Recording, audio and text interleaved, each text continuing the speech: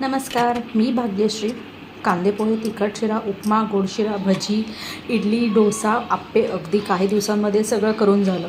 प्रश्न पडला होता उद्या काय बनवायचं, म्हणून घातले साबुदाणे भिजत. साबुदाणा खिचडी ही अशी की लहानांपासून मोठ्यांपर्यंत सगळ्यांना आवडते.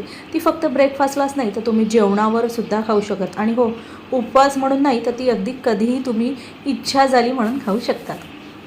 त्यात अगदी शेंगदाणे दळून टाका, उकडलेली बटाटी घाला आणि खमंग वरतून खोबरं आणि लिंबू घालून खा. अतिशय मस्त लागते. साधा सोपा बेत आणि पोटभर, अगदी पोटभर अशी होती ही खिचडी. तर बघा, अगदी साध्या सोप्या पद्धतीने बनवली मी. खरं तर 2 पद्धती आहेत माझ्या वेगवेगळ्या. एक हिरव्या वाटणातली बनवते, जी आधी मी शेअर केलेली आहे, ती तुम्हाला माझ्या चॅनलवर बघायला मिळेल. ही आज अगदी मी आळस आलेली खिचडी बनवली असं म्हणाला तरी चालेल, पण अशी जास्त छान लागते. वरतून लिंबू पिळा किंवा सोबत दही असेल तर दह्यासोबत खा. तर असा हा आजचा आपला ब्रेकफास्ट तयार आहे. कसा वाटला नक्की कळवा.